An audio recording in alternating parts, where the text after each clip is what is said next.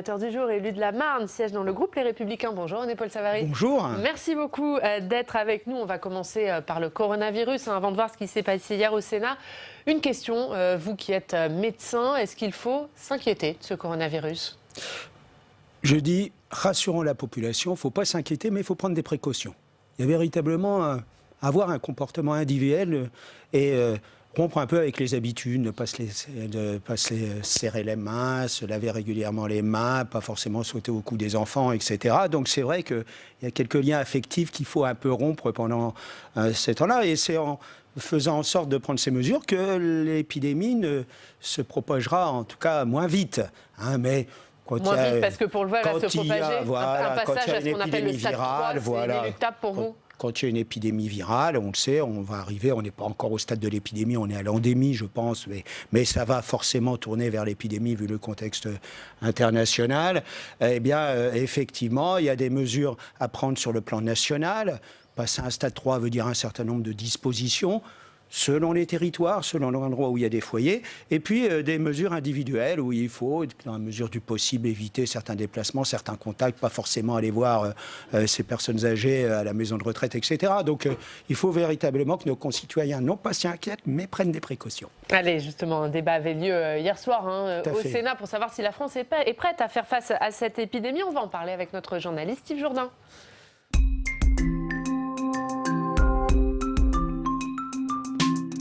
Bonjour Steve. Bonjour Réane, bonjour René-Paul Savary. Et Steve, le Sénat qui poursuit donc sa mobilisation autour du coronavirus. On le disait hier, un débat organisé sur ce thème dans l'hémicycle. Un débat sur les mesures prises par le gouvernement pour limiter les risques de propagation. Ce débat, il a été demandé par la Commission des affaires sociales. Objectif: pédagogie, apaisement d'un climat que certains sénateurs considèrent comme anxiogène. On l'aura compris, pas de place à la polémique dans l'hémicycle alors que 4 personnes sont décédées en France. Alors comment s'est déroulé ce débat, Steve ? En plusieurs temps, selon l'ordre des prises de parole. D'abord le gouvernement, puis les groupes politiques et puis enfin une séance de questions-réponses. Olivier Véran est venu au Sénat avec un mot d'ordre: la transparence. Le ministre de la Santé qui a aussi rendu hommage aux professionnels de santé. Écoutez. Et si c'est par gros temps que l'on reconnaît les bons marins, je peux vous assurer que tous les professionnels de santé que j'ai rencontrés ces derniers jours m'ont impressionné par leur réactivité, leur sang-froid et leur sens du devoir. Voilà pour Olivier Véran. Le stade 3 de l'épidémie n'est pas encore atteint. Le stade 3, Oriane, c'est lorsque le virus est répandu sur l'ensemble du territoire et qu'il n'est plus possible d'identifier les chaînes de contamination. Et justement, est-ce que les sénateurs ont été rassurés par les propos du ministre ? Ils ont en tout cas été rassurants. Alain Milon a rappelé que la grippe saisonnière faisait elle aussi des milliers de morts chaque année en France. Il faut, selon le président de la Commission des affaires sociales, lutter contre les fake news, les fausses nouvelles et remettre de la rationalité dans le débat public sur ce thème. Certains sénateurs ont néanmoins eu un message plus politique et ont réclamé plus de moyens pour l'hôpital public. C'est le cas notamment de la communiste Laurence Cohen. Écoutez. Comme Madame Buzyn, vous semblez aimer le jeu de bonneteau, puisque vous annoncez débloquer 260 millions d'aides pour les hôpitaux. Mais détail important, ce soutien financier sera pris sur les réserves de l'exercice budgétaire 2019 non dépensées. Autrement dit, sur le budget de l'hôpital lui-même. Belle entreprise de com', mais pas de volonté réelle de répondre aux besoins de santé. Et Steve, est-ce que le gouvernement a fait de nouvelles annonces ? Pas de nouvelles annonces hier au Sénat. On le sait, le gouvernement a déjà annoncé ces dernières heures l'encadrement des prix pour les gels hydroalcooliques. Il a affirmé qu'un report des municipales n'était pas à l'ordre du jour. Il a enfin ordonné la réquisition des masques de protection. Ces masques qui, Olivier Véran l'a rappelé hier lors du débat dans l'hémicycle, ne sont pas utiles pour la population au quotidien. Il n'existe à cette heure toujours aucune recommandation nationale ou internationale sur le port du masque pour lutter contre la propagation du coronavirus. Oriane. Merci beaucoup Steve pour ce compte-rendu du débat. Steve le rappelait, c'est votre commission, René-Paul Savary, qui a demandé ce débat. Est-ce que vous avez eu les explications que vous attendiez ? Tout à fait. Nous avions déjà organisé un débat avec les grands responsables et les professeurs de médecine concernés il y a 2 jours et qui nous avaient donné un certain nombre de précisions. Je voudrais simplement rappeler que c'est un virus relativement contagieux. Contagieux, c'est-à-dire que quand une personne en rencontre d'autres, 3 à 4 personnes peuvent être touchées, donc c'est contagieux plus que d'autres virus, moins que d'autres également, et que par contre il est moins pathogène que d'autres transmissions virales. Ça veut dire que quand les gens sont touchés, la maladie est moins grave. Mais il y a toujours les personnes fragiles qui sont touchées. Je pense qu'il faut que nos concitoyens prennent conscience qu'il y a des mesures de précaution à prendre, je l'ai dit, mais également que quand il y a les épidémies de grippe, plus les personnes sont vaccinées, moins la maladie se transmet. Donc on voit qu'on peut rompre la chaîne de transmission par des mesures comportementales individuelles, par des mesures de vaccination quand c'est faisable, et par des mesures publiques pour éviter effectivement la transmission du virus. Et justement, ces mesures publiques prises par le gouvernement, est-ce que pour vous, ce sont les bonnes ? Je pense que le gouvernement a pris des mesures qui étaient à la hauteur des enjeux. Il ne faut pas trop en faire, il ne faut pas inquiéter, il ne faut pas confiner non plus tout le monde, il ne faut pas que le pays s'arrête. Le virus ne s'arrête pas non plus aux frontières. Donc on voit bien qu'il faut que chacun garde raison et prenne ses responsabilités. Beaucoup de Français se posent la question de prendre des mesures dans les transports. Hein. C'est vrai que notamment en Île-de-France, les gens sont très proches dans les transports. Est-ce que pour vous, il faut prendre des mesures dans ce domaine ? Écoutez, on n'a pas l'habitude de porter des masques. Il y a des pays, notamment les pays asiatiques, où quand il y a le moindre rhume, ou un petit peu de toux, un nez qui coule, un enfant malade, on prend les mesures. Chez nous, tout le monde continue à se serrer les mains, à se serrer dans le métro, etc. Donc c'est vrai qu'on pourra avoir des comportements différents, mais pour vous, des comportements individuels, il ne faut pas prendre des mesures publiques dans les transports. Parce qu'arrêter tous les transports, ça devient inconcevable. En plus, vous confinez les gens, vous êtes qui peuvent plus se déplacer, on entraîne une crise économique derrière qui n'est pas forcément justifiée. Donc, il faut garder raison. Mais moins il y a de promiscuité, moins le virus se transmet. C'est logique. L'autre question, c'est celle des rassemblements sportifs. On a vu des pays voisins prendre des mesures. Le championnat de foot en Suisse est touché. Celui en Italie aussi. Les matchs se joueront à huis clos, au moins pendant le mois de mars. Est-ce qu'en France, il faut prendre des mesures pour les rassemblements sportifs ? Ça dépendra. Si vous êtes dans des endroits, les équipes... On peut parler en général, c'est dans un endroit où deux équipes se rencontrent, qui viennent de deux foyers de vie différents, je dirais, de foyers viraux éventuellement différents. Si c'est deux équipes qui ne sont pas du tout en contact, où il n'y a pas de foyer, il n'y a pas forcément lieu de les supprimer. Mais la question du huis clos, des stades avec des milliers de personnes, ça c'est... C'est des stades, voilà.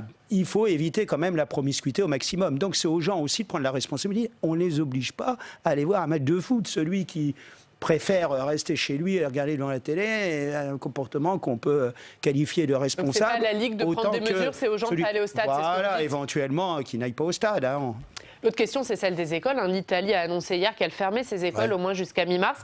Est-ce qu'elle a raison ? Est-ce que ça va trop loin ? Est-ce qu'il faut prendre ce type de mesures en France, notamment dans les foyers de contamination ? Il faudra peut-être le prendre dans des foyers de contamination, de façon sporadique et non pas de façon globale. Il ne faut pas fermer toutes les écoles de France, mais il y a certains lieux où il faudra faire attention. Donc pour vous, il faut faire du cas par cas pour le moment. Véritablement. Il y a des grappes de foyers, c'est là qu'il faut prendre des mesures bien spécifiques en fonction de ces territoires. L'autre question, c'est l'impact sur les municipales. On est maintenant à 10 jours du premier tour. Est-ce que pour vous, il va y avoir un impact, notamment en termes de participation à ce scrutin ? Il peut. C'est là qu'il faut que notre rôle politique est de rassurer la population. Il faut faire cet acte citoyen important avec les précautions nécessaires. Ne pas les serrer la main quand on va au bureau de vote, etc. Que les personnes fragiles prennent des procurations. Ça s'anticipe. Pour éviter qu'il y ait effectivement trop de monde au même moment. Donc on peut anticiper les procurations pour nos personnes fragiles, etc. Et puis peut-être protéger ceux qui vont tenir les bureaux de vote. Mais il n'y a pas une promiscuité. Le scrutin pour vous. Non, il n'y a pas une promiscuité redoutable au moment des élections municipales, même s'il y a des queues. Mais on va bien chercher son pain, donc on va continuer à aller s'alimenter, sortir dans la rue, etc. Donc les mesures prises par l'Élysée, du gel hydroalcoolique, des masques dans les bureaux de vote, ça suffit, voilà, ce sont des mesures qui sont tout à fait, me semble-t-il, justifié et justifiable. Se pose la question de l'hôpital public, l'hôpital public en crise depuis plusieurs mois maintenant. Est-ce qu'il est armé, aussi bien en termes de moyens qu'en termes de personnel, pour faire face à une épidémie si celle-ci prend de l'ampleur ? Écoutez, on a un excellent système en France, à la fois de la médecine libérale et puis la médecine hospitalière, on le sait, mais il manque de moyens. Il manque de moyens en temps normal, donc en période épidémique, c'est encore plus crucial, ce manque de moyens. Ça va se faire sentir sur la gestion de cette crise ? Forcément. Et puis c'est là qu'il faut prendre les mesures pour protéger le personnel, parce que si le personnel est malade, il ne peut pas soigner pendant ce temps-là. Donc effectivement, il y a déjà une crise au sein des hôpitaux en ce qui concerne le nombre de personnels soignants, médicaux, mais aussi paramédicaux. Ils ont un rôle tout à fait essentiel dans les soins en France. Il en manque en temps normal, donc automatiquement en période épidémique, il en manque encore plus. Donc c'est vrai que l'affaire est compliquée. Le gouvernement qui a mis en place des hôpitaux de référence, ce qu'on appelle par région. C'est bien. Est-ce qu'il y en a assez selon vous? Est-ce que vous, par exemple, dans votre département de la Marne, il y en a?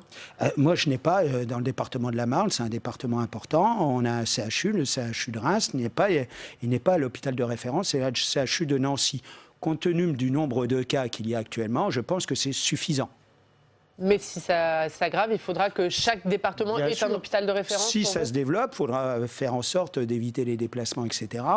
Ça pourra se justifier, mais il faudra un certain nombre également de cas graves. En France, on est dans un nombre de cas très limité et les cas graves sont très très limités. Donc ne prenons pas non plus des mesures insurmontables et surtout qui seraient beaucoup trop lourde de conséquences par rapport à la pathogénie du virus. Dernière question sur ce sujet. Il y aura une réunion entre plusieurs ministres et des associations d'élus cet après-midi, toujours sur ce coronavirus. Est-ce que pour vous, les élus locaux, les parlementaires sont suffisamment associés aux décisions qui sont prises? Il le faut. Il le faut, mais on n'y est jamais suffisamment. Jamais, mais il le faut, tant sur le plan, bien sûr, national que sur le plan local. Le parlementaire a un rôle également. Il est important qu'il soit associé sur le plan local pour qu'il puisse transmettre sur le plan national aux ministres au pluriel concernés, les informations de chacun des territoires. Tous les territoires doivent être traités à la même enseigne, que ce soit les grandes villes, les métropoles ou les territoires ruraux. C'est pas le cas aujourd'hui ? Ça peut être amélioré. Olivier Véran a dit hier dans l'hémicycle qu'il y avait certaines décisions locales qui pouvaient manquer de clarté. Comment vous l'expliquez? Tout à fait. Et je crois que c'est bien qu'il y ait un cadre national, mais après une déclinaison locale. On peut faire confiance à nos préfets. Il y en a un par département, c'est important. À l'ARS, il n'y en a qu'une par région. Quand vous avez une grande région comme moi, le Grand Est, c'est grand et c'est à l'Est.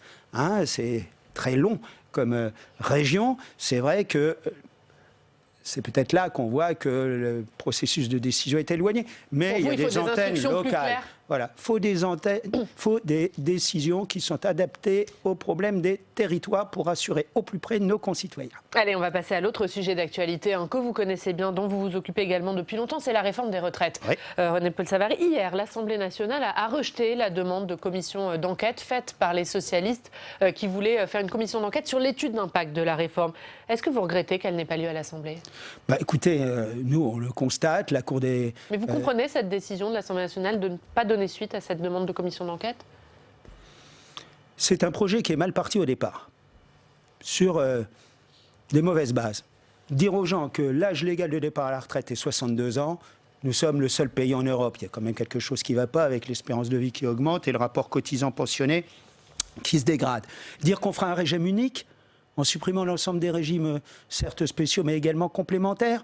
Nulle part en Europe, ça existe. Donc c'est mal parti. Et puis on voit bien que c'est une réforme qui, au départ, est une réforme sociétale, systémique, qui a été prise en main par notamment Matignon et Bercy, et qui s'est transformée en même temps une réforme paramétrique, parce qu'au départ, il n'y avait pas d'histoire d'argent, et puis après, il y avait des histoires d'argent. Donc on mélange une réforme paramétrique systémique, une confusion telle que ça a engendré un débat confus à l'Assemblée nationale que tout le monde a pu remarquer. On va revenir sur le débat et sur le fond de la réforme, mais sur cette commission d'enquête, est-ce que le Sénat pourrait en créer une sur l'étude d'impact? Il y a une demande qui a été faite, je crois, par un groupe politique, parce que cette épidémie...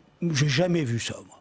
Une étude d'impact aussi lacunaire, comme dit le Conseil d'État, sur un projet qui représente 320 milliards d'euros au point de vue financier et qui touche l'ensemble de nos populations. Toutes les générations sont concernées. Donc c'est vrai qu'on aimerait, pour prendre des décisions, impacter davantage, d'avoir en tout cas les conséquences de ce type de réforme en ce qui concerne bien sûr le financement et en ce qui concerne la répercussion économique. Donc on se dirige vers une commission d'enquête sur cette étude d'impact? Moi, je suis assez favorable à avoir plus d'informations. J'ai beaucoup de mal, en tant que rapporteur, à obtenir des informations de la part de l'État.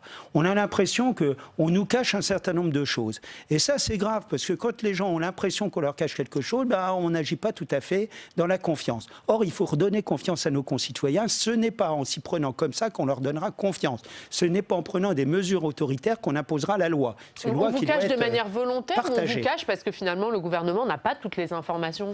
Oui, voilà. C'est peut-être ça. Par exemple, il n'a pas toutes les informations. Mais parce que c'est mal préparé, c'est de l'amateurisme. On présente une loi pour lequel les parlementaires n'ont pas toutes les informations.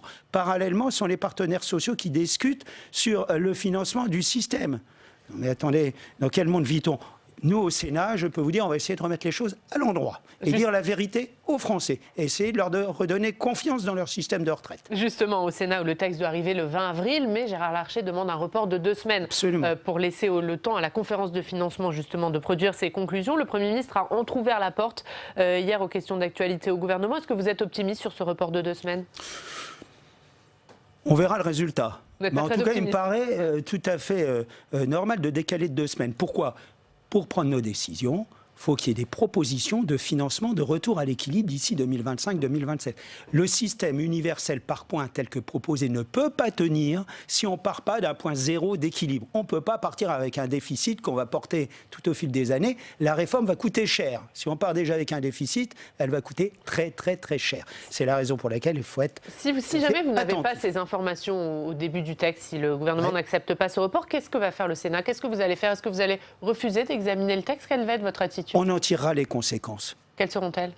Les conséquences, vous le saurez le moment venu, mais toujours est-il que ce n'est pas l'habitude du Sénat de ne pas regarder les textes. L'habitude du Sénat, c'est de se plonger dans les textes de façon très approfondie pour amener un complément à l'Assemblée nationale. C'est ce qui justifie 2 chambres parlementaires dans les grandes démocraties. Et le Sénat est le contre-pouvoir tout à fait essentiel dans les événements que nous vivons aujourd'hui, et nous jouerons ce rôle de contre-pouvoir. Donc il y aura un débat le 20 avril si jamais il n'y a pas de report du calendrier ? Il y aura forcément un débat. Mais pas forcément le 20 avril.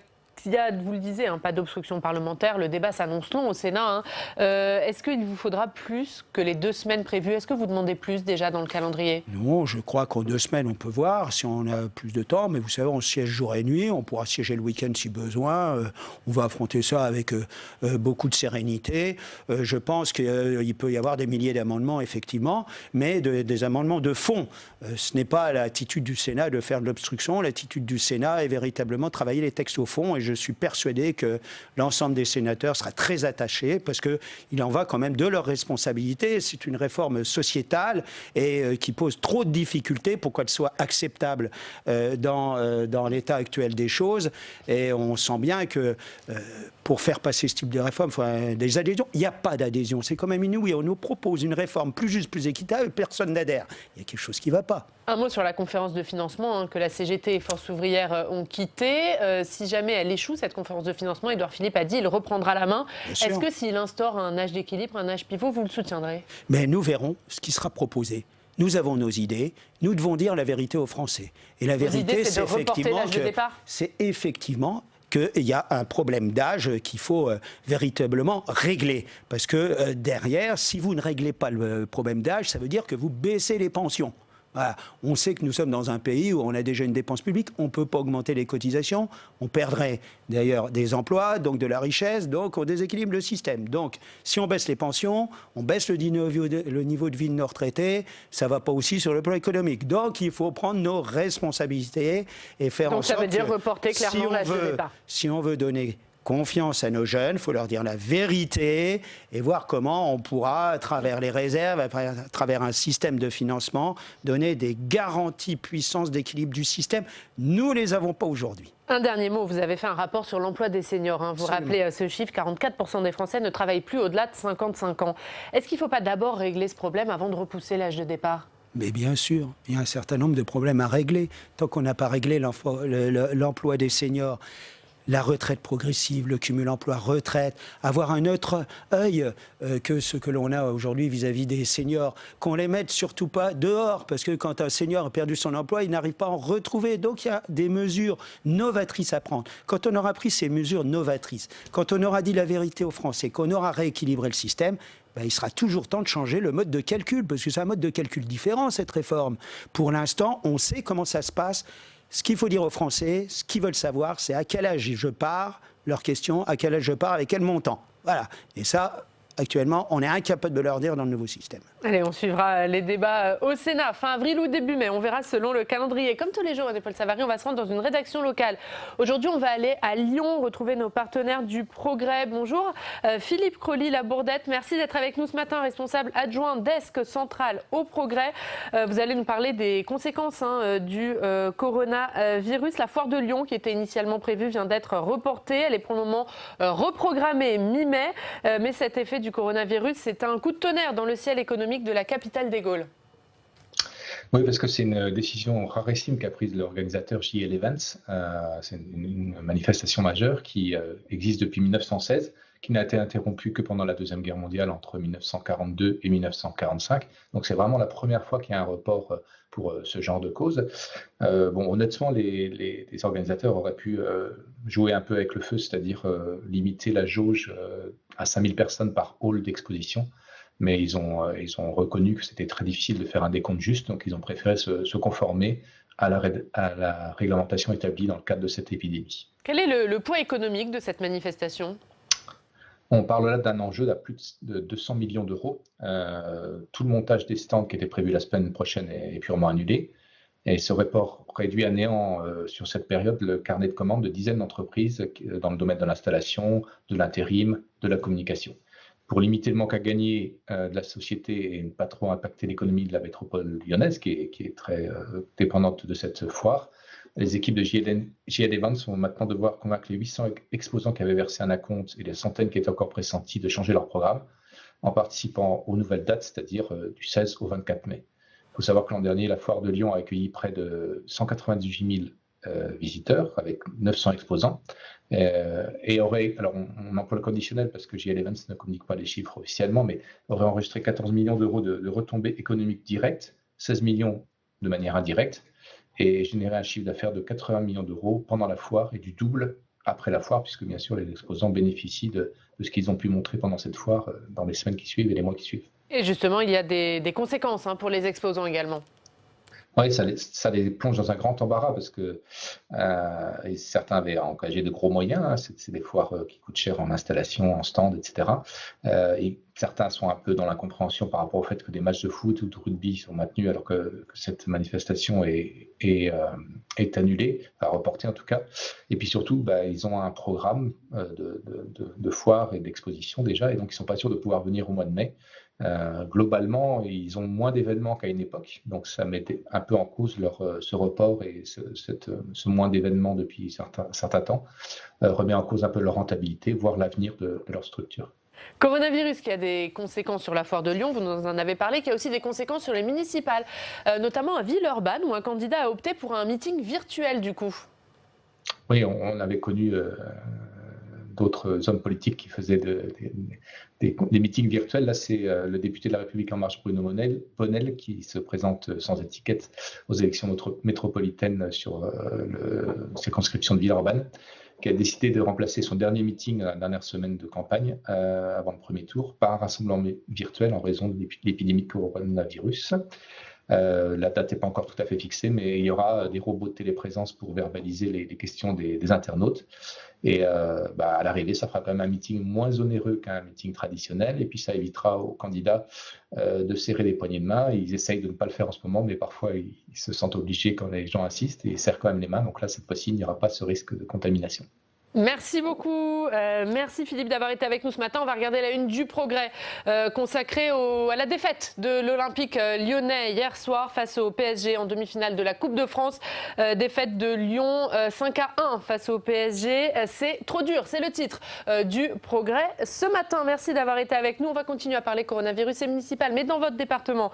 Cette fois, René-Paul Savary avec Steve qui revient.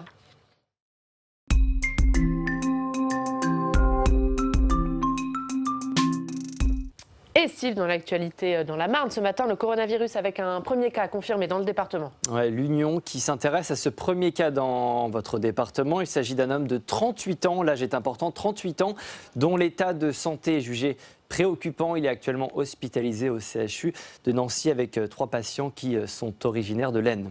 Coronavirus toujours, le département de la Marne qui s'organise pour protéger les personnes âgées. Oui, dans l'Union, toujours gros plan, en effet, sur la maison de retraite de Pargny-les-Reims. Dans cet établissement, la moyenne d'âge est de 86 ans. Une série de mesures a été prise.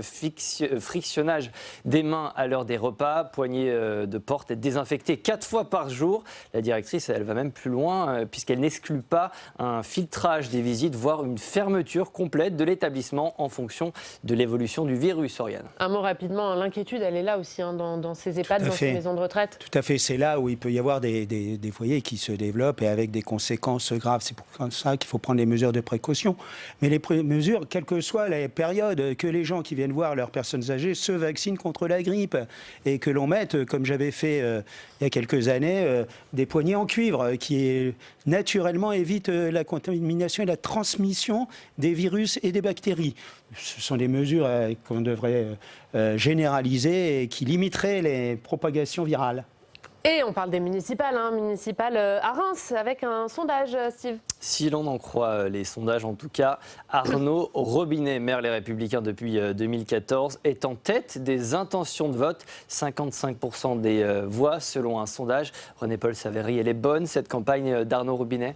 Elle est très bonne. C'est un vrai professionnel. Il a pris la dimension, il a pris l'étoffe. Je connais Arnaud depuis longtemps. J'ai beaucoup d'affection, de respect pour son action et pour ce qu'il fait. C'est un homme très chaleureux qui aime les gens et qui aime sa ville. En conséquence, les gens le reconnaissent et je ne suis pas du tout étonné des résultats de ce sondage.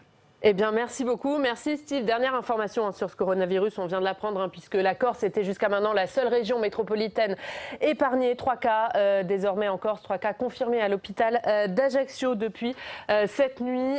Selon les informations de France 3 Corse, ces personnes auraient participé au rassemblement de Mulhouse, rassemblement religieux où plusieurs cas ont été détectés. Merci beaucoup.